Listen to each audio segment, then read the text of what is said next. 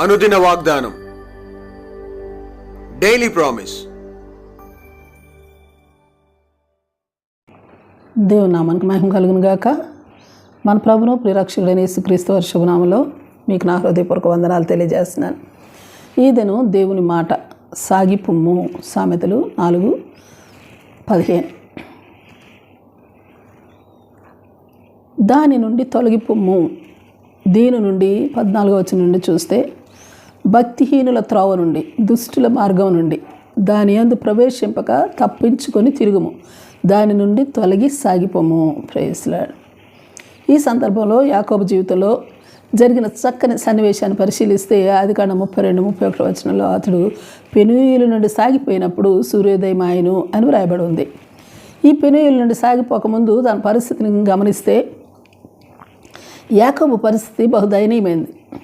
ఎందుకంటే తన జీవితంలో ప్రాణభయంతో పరుగులాట, జీవితాన్ని కొనసాగింపు కొరకు పెనుగులాట, మోసం చేయడం, మోసగించబడటం, ఒంటరితనం, తన కుటుంబంలో బరువు, కుటుంబం వలన బరువు, గొప్ప భారం, అలాగే రాత్రి చీకటి, ఆందోళన, నెమ్మది లేని స్థితి, విశ్వాసం కోల్పోయినాడు, నిరీక్షణ కానరావడం లేదు. అట్టి రీతిగా మానసిక పోరాటాన్ని కొనసాగిస్తూ ఉండగా ఆ రాత్రి, ఆ చీకటి వేళ దేవుని ముఖాన్ని చూచినాడు.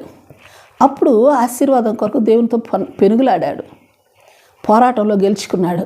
అంతే, యాకోబు ఇశ్రాయేలుగా ఎంపిక చేయబడ్డాడు. యాకోబు పెనూయేలు వద్ద గొప్ప ఆత్మీయ అనుభవాన్ని రుచి చూచాడు.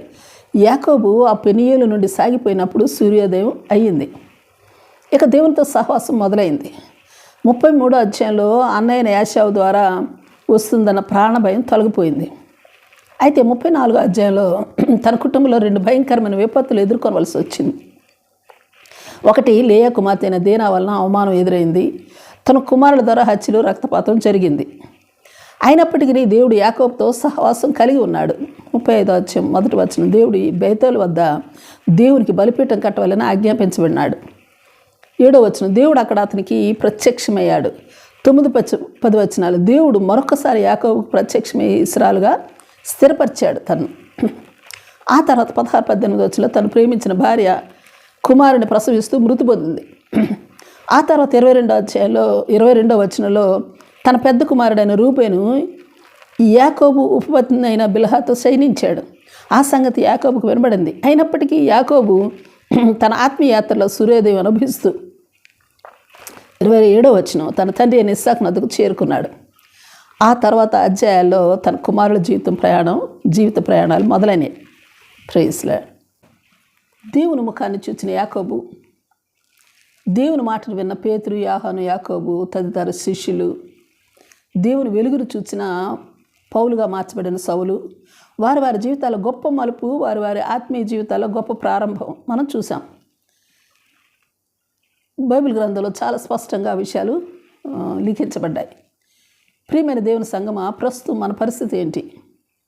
హెబ్రీ 6:1-2 వచనాల్లో చెప్పబడినట్లుగా నిర్జీవ క్రియలను విడిచి, ఆ దుష్ట మార్గాలను విడిచి, లేకపోతే అపాప మార్గాలను విడిచి తప్పించుకొని తిరిగి సాగిపోయే అనుభవంలోనికి, వాటి నుండి తొలగి సాగిపోవాలి.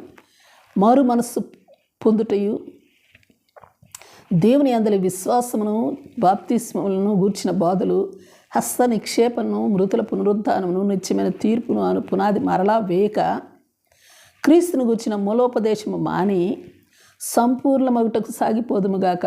ఆమేన్. Praise lord. ఈ సంపూర్ణతలో యాకోబు వలె దేవుని ముఖదర్శనమును, ఆయన ప్రత్యక్షతను అనుదినము అనుభవిస్తూ సాగిపోదుముగాక. ఆమేన్, ఆమేన్. ప్రార్థన చేసుకుందాం. ప్రేమ కలిగిన తండ్రి, పరిశుద్ధుడా, నీ పరిశుద్ధ నామమునకు స్తుతులు, స్తోత్రాలు, స్తోత్రాలు, స్తోత్రాలు. దేవా, మా పరిస్థితులు, స్థితిగతులు ఏమైనా కానీ వాటి నుండి మేము సాగిపోవాలంటే నీ ముఖ దర్శనం కావాలి ప్రభువా. నీ దర్శనం లేకుంటే మేము వాటిని దాటి వెళ్ళలేం. సాగిపోమ్మని నువ్వు చెప్పే ఆజ్ఞను మేము నెరవేర్చుకొనలేము. గనుక మా జీవితంలో సూర్యోదయం చూచున్నట్లుగా వాటన్నిటి నుండి సాగిపోయి సంపూర్ణమవుతూ నీ ప్రత్యక్షతను, నీ ముఖ దర్శనాన్ని అనుదినం మేము అనిపిస్తూ సాగిపోయే కృప నాకు, మాకు, మా ఎల్లరికీ దయచేయమని ప్రార్థిస్తూ యేసు నామములో అడిగి వేడుకొంచున్నాం తండ్రి. Amen, amen. Praise lord. రేపు మరొక వాగ్దానంతో మనం కలుసుకుందాం. ప్రతిరోజు ఉదయం ఈ కార్యక్రమాన్ని వీక్షించగలరు. తిరిగి మళ్ళా రేపు ఉదయం కలుసుకుందాం. దేవుడు మిమ్మల్ని దీవించును గాక.